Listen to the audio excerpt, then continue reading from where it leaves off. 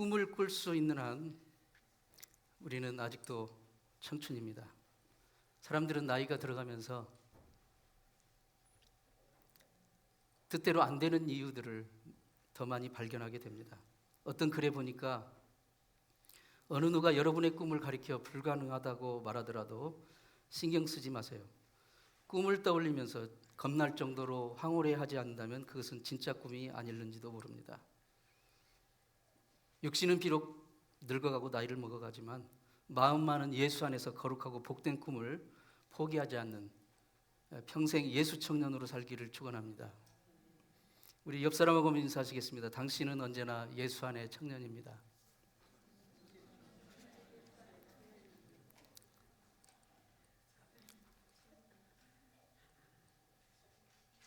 지난주에 저는 믿음은 순종이다라는 주제로 말씀을 나눴고요. 오늘은 믿음은 하나님께 다루어지는 것이다 라는 그 주제로 말씀을 같이 나누기 원합니다. 우리는 자신의 계획이 좌절되면 금방 하나님을 원망합니다. 그 원망하는 밑바탕에는 무슨 생각이 깔려 있냐면 하나님보다 더 내가 큰 거예요. 하나님의 뜻보다 내 생각이 더 큰 거고요. 그래서 자꾸 내가 하나님을 컨트롤하려고 합니다. 내가 이렇게 저렇게 하면 하나님이 이렇게 저렇게 도와주셔야 돼 라는 그 생각을 합니다. 그러한 태도 속에는 내가 하나님을 다룰 수 있다고 하는 그런 착각이 깔려 있는 거예요. 신앙생활은, 믿음은 내가 하나님을 다루는 것이 아니라 하나님이 나를 다루시는 것입니다. 하나님의 다루심 앞에 내가 순종함으로써 내 삶과 인격이 하나님의 복을 담을 수 있는 그릇으로 변화되는 것입니다. 다윗이 하나님을 잘 다루고 그리고 인생의 그 처세술에 능했기 때문에 이스라엘 왕이 되었고 또 하나님 앞에 쓰임받는 사람이 된 것이 아닙니다. 오히려 반대입니다. 그가 하나님에 의해 철저히 다루어졌기 때문입니다. 로봇을 만든 사람이 조종하는 겁니다. 로봇을 만든 주인을 조종하지 않습니다. 하나님은 우리의 창조주시고 우리는 그분의 피조물입니다. 하나님은 결코 피조물에 의해 다루어지는 분이 아닙니다. 만약에 우리 피조물에 의해서 하나님이 다루어진다면 그분은 이미 하나님이 아닙니다. 내가 낳은 자식조차도 내 마음대로 다루어지지 않습니다. 하물며 내 손에 의해 쉽게 다루어지는 분이 어떻게 하나님일 수가 있겠습니까?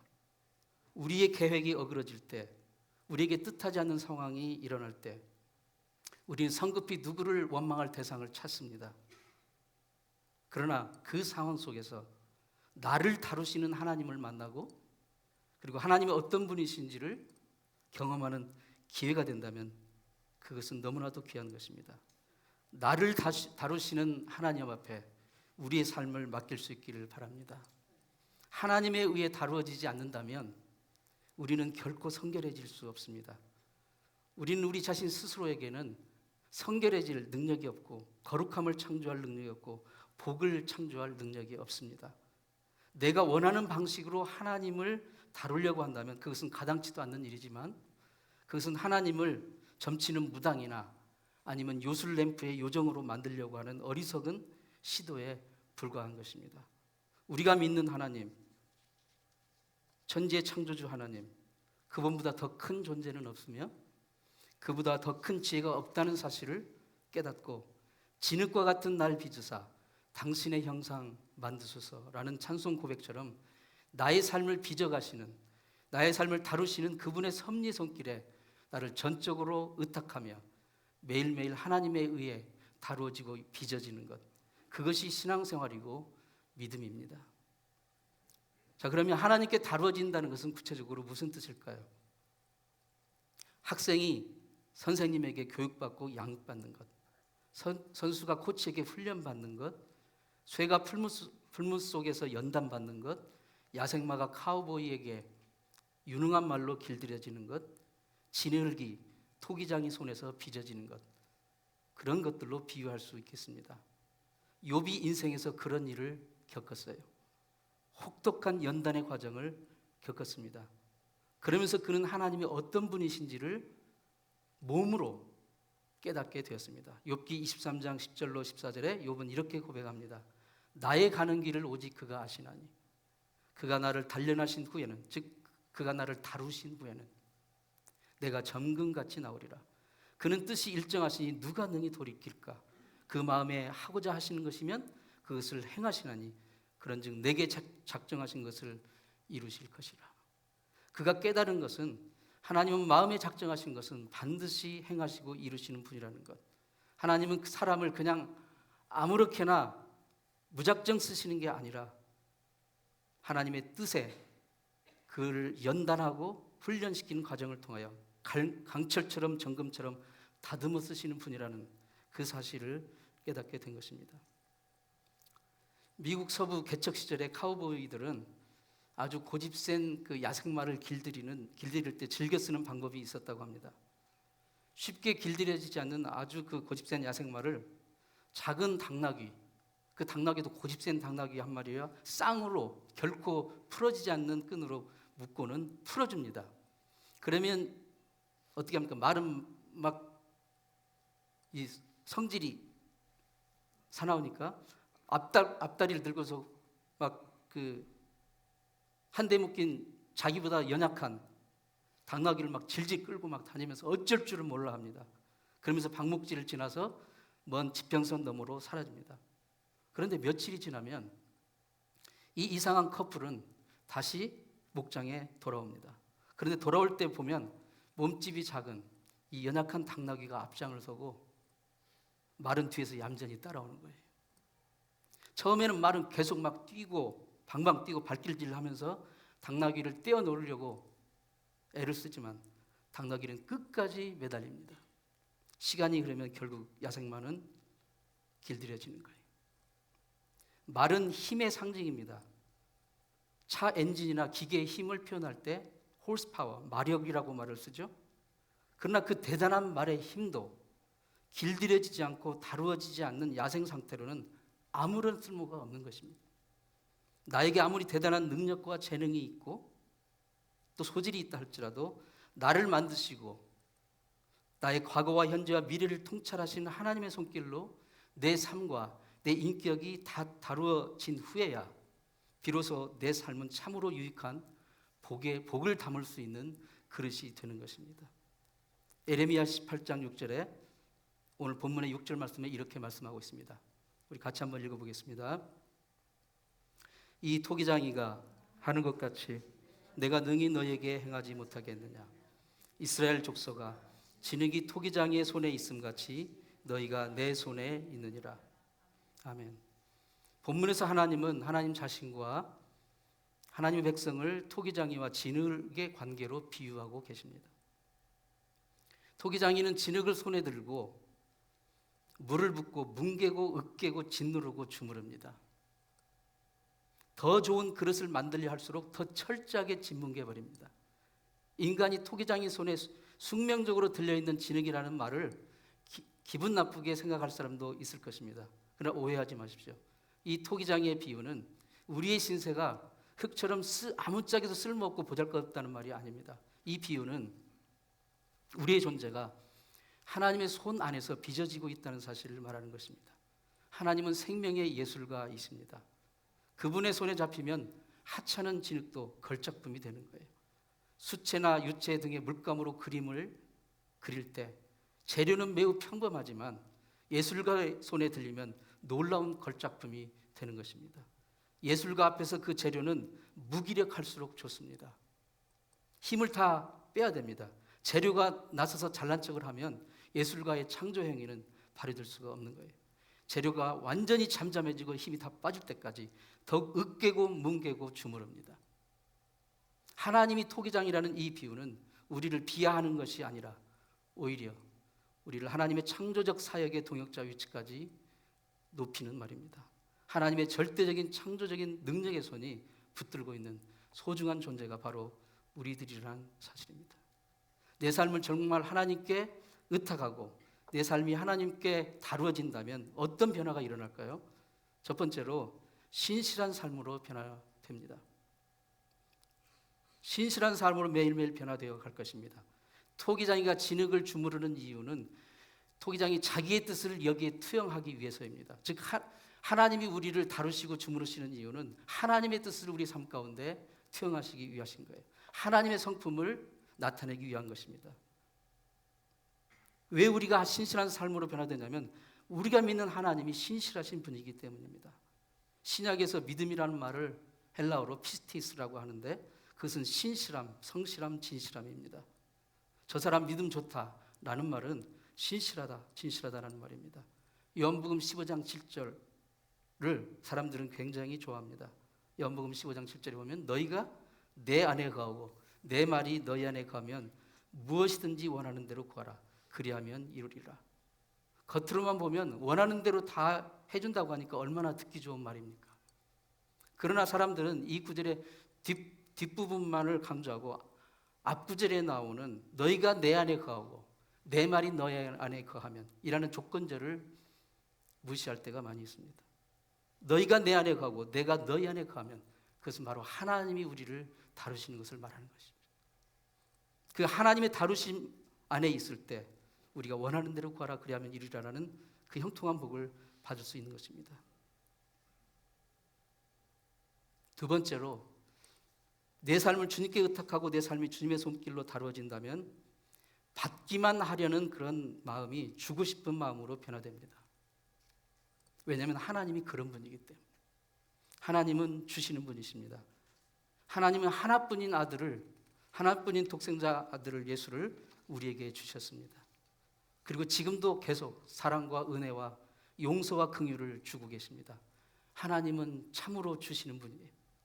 우리가 그분에 의해 다루심을 받게 되면 우리는 주는 사람으로 변합니다. 내 삶을 주님께 의탁하고 내 삶이 주님의 손에 다루어진다면 다른 사람을 위해 사랑을 나누어주고 용서를 나누어주고 그리고 긍휼을 나누어주고 싶어 합니다. 한때 미국 최고 부자서열 1위를 다투었던 워런 버펫이라는 투가의 대자가 있습니다. 그분이 부인 수지 여사가 암으로 세상을 떠나고 나서 자주 이런 말을 했다고 합니다. 인생에서 진짜 성공은 자기를 사랑해주면 좋겠다고 생각하는 사람 중에 얼마나 많은 사람들이 실제로 나를 사랑하는지를 가지고 측정할 수 있다. 그 사랑은 돈으로 살 수 없다. 사랑을 얻는 유일한 길은 내가 사랑받는 존재, 내가 사랑스럽게 바뀌는 것이다. 사랑을 많이 베풀면 베풀수록 우리는 사랑을 더 받게 되는 것입니다. 그런데 우리가 줄 수 있는 최고의 선물, 우리가 줄 수 있는 최고의 사랑은 예수 그리스도의 사랑의 복음을 전해주는 것입니다. 20년 전에 서아프리카에서 의료 선교하다가 거기서 발생한 전염병 에볼라라는 그 전염병에 감염된 의사가 중태에 빠져가지고 아틀란타 에모리 병원으로 호송이 돼서 한 달간 이제 그 정환자실에서 집중 치료를 받은 후에 극적으로 죽음의 문턱에서 회복이 되어 퇴원했습니다. 퇴원하던 날 기자회견을 했는데 이런 말을 했습니다. 하나님이 저를 살려주셨습니다. 저를 위한 수천수만의 기도에 대한 하나님의 응답입니다. 살아있음의 전율을 느낍니다. 그러나 서아프리카를 위해서 기도하기를 멈추지 말아 주십시오. 자기를 죽음의 문턱까지 몰고 갔던 그 서아프리카, 자기의 모든 고통을 주었던 그 서아프리카를 위해서 기도하기를 멈추지 말아달라고 그는 간구합니다. 주님의 사랑, 그리스도의 사랑을 주고자 하는 마음이 아니면 불가능한 것입니다. 세 번째로 내 삶을 주님께 의탁하고 내 삶이 주님의 손길로 다루어진다면 시선의 변화가 일어납니다. 운동할 때 시선 처리가 매우 중요합니다. 눈을 어디에 두느냐에 따라서 순간적으로 그 결과가 달라질 수가 있습니다. 공을 끝까지 봐야 됩니다. 그게 어디 운동뿐이겠습니까? 인생에서도 어디를 바라보느냐, 시선이 중요합니다. 그런데 살다 보면 우리가 시선을 어디에 두어야 될지 모를 때가 있습니다. 너무 기가 막혀 말도 안 나오고 그저 멍하니 허공을 볼 때가 있습니다. 시선이 중요합니다. 노아의 방주에는 창문이 딱 하나 있었는데요. 보통 창문은 옆으로 나 있습니다. 그런데 이 방주의 창문은 위로 천장에 달려 있습니다. 딱 하나. 무슨 뜻입니까? 오직 하늘만, 하나님만을 바라보라는 뜻입니다. 하나님 언제 이 비가 그치나요? 인생 살면서 우리의 눈길을 어디에 두어야 될지 모를 때, 그럴 때 사랑하는 성도 여러분, 눈을 들어 하나님을 바라보십시오. 믿음은 하나님을 향한 시선입니다. 믿음은 하나님을 향한 시선. 인생이 어려울 때, 괴로울 때 여러분의 눈은 어디로 향합니까? 어떤 사람은 인생이 괴롭고 힘들 때 고기 먹는 것으로 풀고, 오락게임 하는 것으로 풀고, 인생이 어렵고 괴로울 때 여러분의 눈은 어디로 향합니까? 믿음은 어떤 상황에서도 눈을 들어 하나님을 바라보는 시선입니다. 지난주 월요일 개기 일식이 있었잖아요. 저 이제 그 시간 맞춰가지고 베란다에 나가서 그 일식 안경을 쓰고 하늘에서 펼쳐지는 장엄한 광경을 바라보고 있었습니다. 근데 옆집 아주머니도 쓱 베란다로 나오는 거예요, 옆집에서. 그래서 그분도 저분도 지금 개기 일식을 보시려고 나오는가 보다 생각을 했어요. 그런데 이 평생 한두 번 볼까 말까 한 그 장엄한 일식이 진행되는 동안에 그분은 하늘로 눈길을 한 번 안 주고 꿋꿋이 베란다에서 고개를 숙이고 스테이크를 굽고 있는 거예요. 일식 다 끝나고 가는데도 한 번도 하늘을 쳐다보지 않더라고요. 우리 삶 가운데 하나님이 정말 놀라운 일을 행하고 계셔도 눈을 들어 하나님을 바라보지 않는 사람이 너무 많습니다. 믿음은 어떤 상황에서도 눈을 들어 하나님의 일하심을 바라보는 것입니다. 사랑하는 애인을 바라보는 그윽한 시선, 새근새근 자고 있는 어린 자식을 바라보는 엄마의 애절한 시선, 그리웠던 친구를 오랜만에 만났을 때 반가운 시선, 어려움에 처한 나를 조건 없이 기꺼이 도와준 사람을 바라보는 고마운 시선, 하나님이 창조하신 아름다운 풍경을, 자연을 바라보는 감탄의 시선, 하나님을 향한 우리의 시선은 이 모든 것을 포함한 것이 아닐까요? 이 시간 여러분의 눈이 만들 수 있는 가장 아름다운 시선으로 옆 사람을 보시면서 인사하십시다. 하나님께 시선을 두고 사세요. 하나님께 시선을 두고 사세요.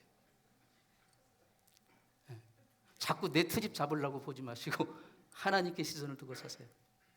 시인이신 구상 선생님이 시가 이러 있습니다. 내 손가락이 10개라는 게 기적이다 라는 시를 읽는데 그 시의 내용이 이렇습니다. 하나님께서 움직이게 하지 않으시면 내 손가락이 어떻게 움직이겠는가? 왜 손가락을 손가락으로만 보는가? 내 손가락 위에서 나와 함께 하고 계시는 하나님을 볼 수 있기를. 다윗은 10편 16편 7절에서 이렇게 고백합니다. 나를 훈계하신 여호와를 송축할지라 밤마다 내 심장이 나를 교훈하는도다. 그는 결코 자기 자신이 건강해서 저절로 심장이 움직인다고 생각하지 않았습니다. 오히려 심장이 움직일 때마다 자기 심장을 움직여주시는 하나님의 긍휼을 느꼈습니다. 그 심장 소리를 통해 하나님의 교훈을 듣고 자신을 훈계하시는 하나님의 음성을 들었던 것입니다. 여러분 심장을 느끼시면서 여러분을 훈계하시는 하나님의 음성을 듣고 계십니까? 어제 여러분 식사들 잘 하셨습니까?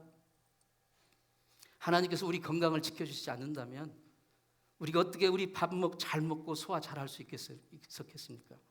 병원에 한번 가보세요. 수없이 많은 사람이 하루에 한 끼도 제대로 먹지 못하고 누워 있습니다. 우리 리차드 부장님 오랫동안 아프시기 때문에 교회 못 나오시지만 신장투석을 일주일에 3번을 합니다. 화, 목, 토. 양손이 완전히 검었습니다. 얼마나 그 주사바늘을 찔렀던지. 그런데 그것을 평생 해야 된답니다. 평생. 여러분 우리가 이렇게 건강하게 숨쉬고 움직이고 밥 먹고 소화하고 일하고 공부하고 할 수 있는 것, 이게 우연의 일치가 아닙니다. 인생은 그 어떤 것도 저절로 되는 것이 없습니다. 내가 하나님을 향한 시선만 제대로 갖고 있다면 하나님은 어디선 우리가 볼 수가 있습니다. 하나님의 임재를 어디서든 느낄 수가 있는 거예요. 그래서 다윗은 이렇게 고백했던 것입니다. 시편 32편에서 23편에서 내가 사망의 음침한 골짜기를 다닐지라도 해를 두려워하지 않을 것은 주께서 나와 함께 하심이라. 주의 지팡이와 막대기가 나를 안위하시는나이다. 사망의 음침한 골짜기에서